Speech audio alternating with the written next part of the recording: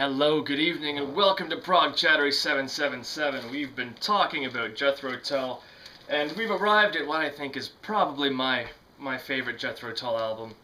It is their fifth album. It is thick as a brick. Oh yes, oh yes. This is an absolute masterpiece. And again, it's not only my favorite Jethro Tull album. I think this is one of my favorite albums ever. You know, it's again, I listened to it at just the right age, and I got so into it. I looked up all kinds of things on the web to annotate it and get into it, and to this day I think it's one of the most brilliant send-ups, brilliant bits of satire, just brilliant albums in general. I mean, this is it really was a statement, and the funny thing was is that it was never meant to be a statement. Famously, it is a joke. Obviously, I should mention the whole album is just one song. It is one continuous 40-plus minute epic, and obviously that is an absolute. You know, when you look at the progression of albums leading up to this, from Stand Up, Benefit, and Aqualung, this is just such a veering off course to just suddenly do this grand, insane, over-the-top concept album. And that's exactly what it is, and that's what the joke is as well. Obviously, the band had enormous success after the release of Aqualung, and of course the press were saying, "Oh yes, a fantastic concept album by the band." And even though Aqualung, it wasn't a concept album, but there was a lot on the album that would certainly imply that or lead someone to think that it was. And Anderson, being who he was, he saw this press and said, "Oh, Aqualung, that wasn't a concept album. You want a concept album? I'll deliver you the mother of all concept albums." And that's exactly what Thick as a Brick is. And not only is it a fantastic example of a concept album, and I mean, it's not just a single concept. There's so many layers to it. It's ingenious. It's mind-blowingly good. I mean, not only is it end up being a really good concept album, it's also a great satire because it was a joke. I don't think he really intended anyone to take it too seriously. Even the very first lines of the album are, "Really don't mind if you sit this one out." He's almost telling people, yeah, this is just a bit of silliness. And it turned out to be an enormous success, and like I said, one of the best examples of a concept album, I think. Where do you begin talking about an album that's just one song? It's just one absolute epic.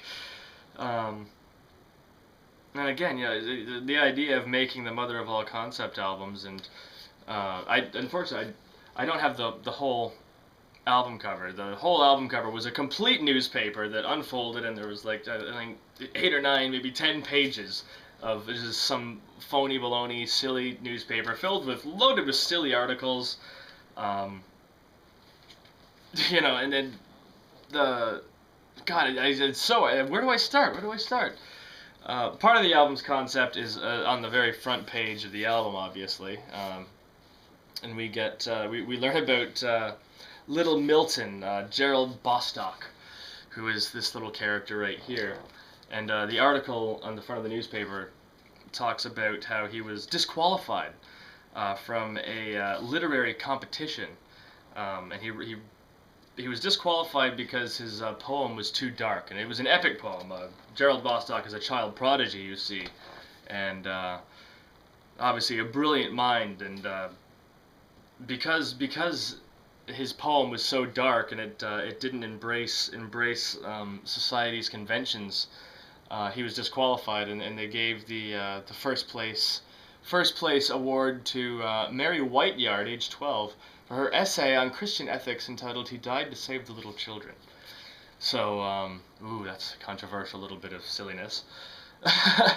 And then the idea behind the album itself is that Jethro Tull, the band, the popular pop group from England, are going to use Gerald Bostock's epic poem for their next album, which is to be entitled "Thick as a Brick."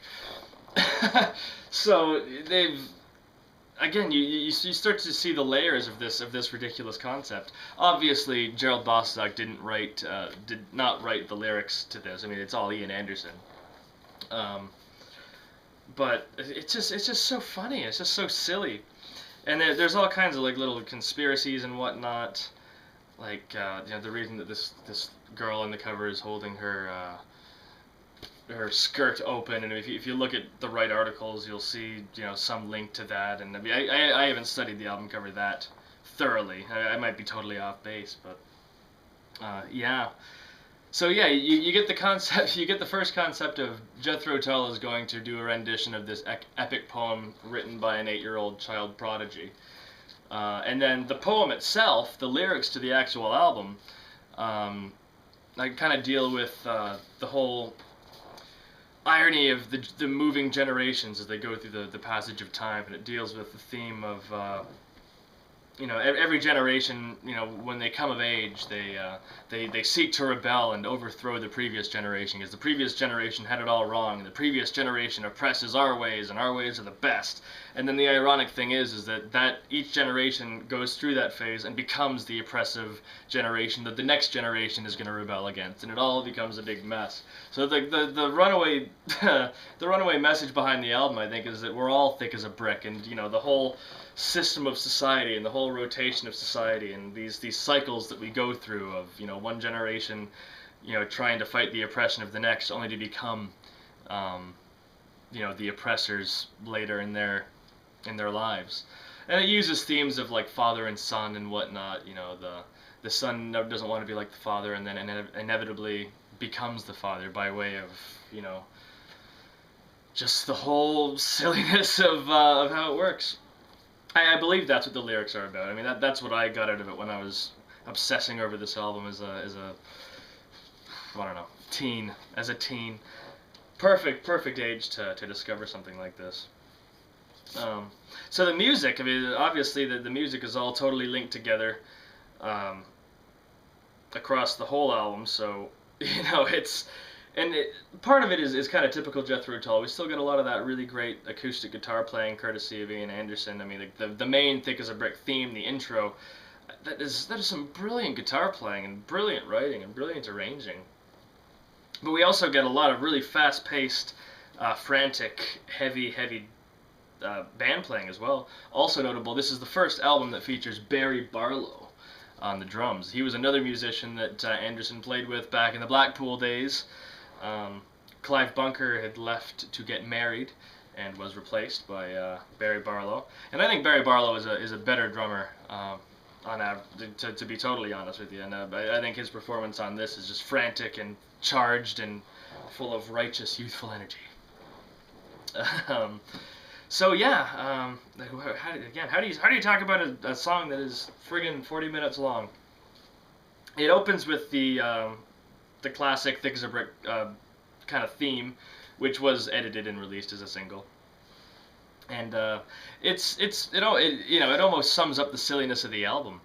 With the little flute line, da da da da da da da da da da da da. It's so innocent. There's a great sense of innocence to it. And of course that wonderful line, I really don't mind if you sit this one out, my words but a whisper, your deafness a shout. I may make you feel, but I can't make you think, your sperm's in the gutter, your love's in the sink. I think what he's saying is, you don't need to pay any attention to this, no matter what I do as a songwriter, my words but a whisper, your deafness a shout.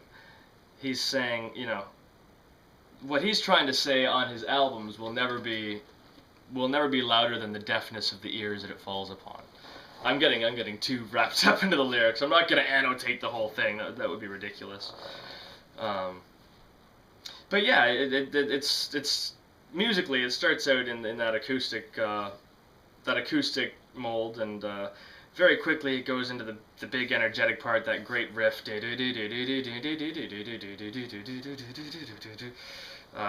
And that's fantastic. It's just very high energy stuff, and like far more energy than what was on the previous albums. But I think that's a part of the joke. I mean, it's the parts change so fast, and it's you know, it's a send up of the whole prog genre, really. And but even though it's a joke, and all these changes are kind of exaggerated and over the top, and the sections are so crazy, it still fits together so well.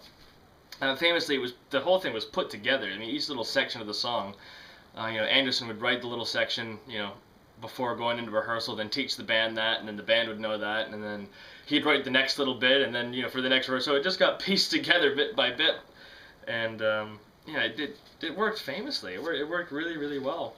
I mean, I can't go through all the sections. I mean, I can't. I wouldn't be able to do that. But it is very dynamic, and it goes through lots of heavy bits and lots of acoustic bits. It's very well arranged in that there's a lot of the main themes come back quite regularly. So I think it's actually a very accessible album, even though you're dealing with a 40-minute piece. I mean, it doesn't sound accessible, but you throw it on, and there's enough melody and there's enough coherence to keep the listener engaged. But yeah, I mean, there's some other highlights of the first side. Obviously, the famous dun dun da da da da da da da da da da da da da da. That's a real famous little bit. And John Evans with the that's he's not doing anything particularly special. He's just running his hand up across the keyboard. But in the context of the album, it's just so definitive, and it's so fantastic. I love the end of the first side too, when we get the bit about where the hell was Biggles when you needed him last Saturday. Writing down in Cornwall, writing up memoirs for the paperback edition of the Boy Scout manual. So in that part, he's saying that the heroes that we looked up to as kids are now writing the manual for rehashing the whole thing over again. Again, I'm getting too hung up on the lyrics, but the music for that part, doon doon doon doon doon doon doon, it's so nostalgic, and it harkens back to the sweet innocence of youth and all that, and I love that section. It's just wonderful. And then when it winds up at the end, we get that bum bum bum, the atmospheric section and the wind and all that. That's really fantastic, and that's how we sieg the two sides together. So we flip the side and we get those kind of big keyboard jabs and whatnot, orchestral kind of jabs. We go back to the heavy theme that kind of opens the second side. Get some really cool lyrics. The heavy organ's back, and then almost immediately it just degenerates into this avant-garde kind of weird section. We get a drum solo, which is Barry's introduction to his opening statement for the band. So that's quite a weird way to open the album. We get a little bit of a reprise, and then it kind of degenerates into some sounds, and then we get another reprise. The opening theme comes back after all the weirdness. There's really weird lyrics too when it's going avant-garde. What does he say? Lines. God has an overwhelming responsibility. We walked through the maternity ward and saw 218 babies wearing nylons. Cats are on upgrade. Very, very avant-garde, very weird. I have no idea what that's about. If I got right into it and started, looking at a few pages, I'd be able to piece it together better. But we're talking about the whole album. We get the reprise of the main theme, and then it goes into a little more a more melancholy section. There's a great the legends worded in the ancient tribal hymn, like cradle in the seagull's call. I won't be able to sing the melody, but that's a really dramatic part. And the album actually gets quite dark. For a good chunk of the second side, we get the Do You Believe in the Day kind of section, which is largely acoustic, but very melancholy and very, like I said, it's dark, and it gets very serious for a bit. But again, that's part of the joke of, it must be very serious if you're a prog rock band. But even though it's a joke, it's still very, very successful, and it's still very effective. And then it gets really, really epic. Let me tell you the tales of your life. That section comes in, and that part is like, bludgeoningly epic. It's wonderful. And then gradually, with all this energy, we start getting bits and pieces of the themes. And that makes me laugh too. There's one section quite close to the end after the whole wind up where they it's literally just like in unison. Here's one bit of a riff, and here's another bit of a riff. Here's another bit of the riff. Dun dun da da da dun da da da da dun da da da da da da. You can't help it. It doesn't help but make you laugh. I don't think the humor is necessarily as obvious these days, because you had to have been there at the time to have really gotten it, because I mean prog rock became what it became, and it became a laughing stock in and of itself. But this was written, this kind of predicted that downfall before it even happened. This is 1972, so that's quite funny. So yeah, we get the big wind up, and all the themes come back, and one of the real highlights of the album is right near the end, where the heavy riff is there, and we get the David Palmer orchestration,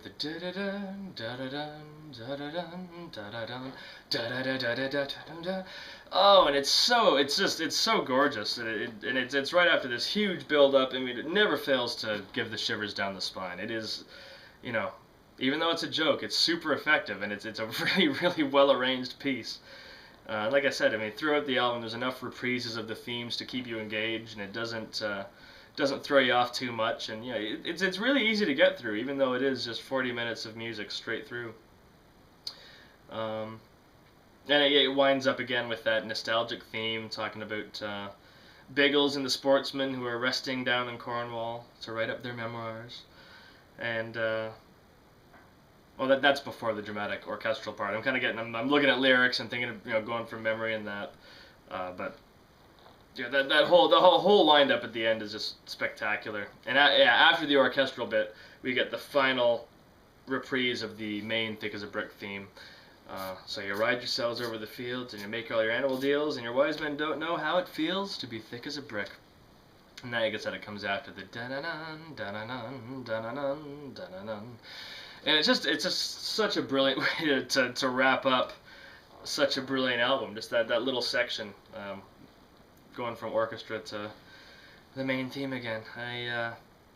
I don't know what to say. It's absolutely wonderful. I wish I knew where my other copy of this album was that had the full newspaper that all folded up, because it is quite a spectacle of an album cover. God. Again, it's the best. It's the best joke of an album that there ever was, and because it's got a lot of merit, and I think more people should check it out, because it is essential.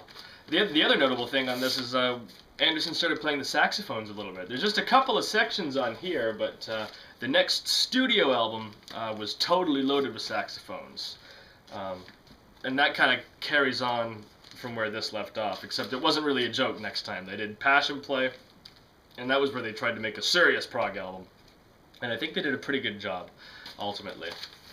But we're not going to be talking about Passion Play next. They might get uploaded at the same time. Like I said, I have no idea how or when these videos are getting uploaded. I'm just recording them as I go along. But the next one that I'm going to talk about is Living in the Past, because there's a lot of essential stuff. Living in the Past is just a compilation. But there's a lot of key Jethro Tull songs on that weren't released on any other albums. So I am going to talk about Living in the Past. That'll be the one compilation album I do. And then after that, we will do Passion Play, which is almost as good as this. Almost. So we're making good headway, pushing into the 70s with Tull. Stay tuned for more. Hit like, hit subscribe, and we will see you later. Thanks for watching, guys. Take care.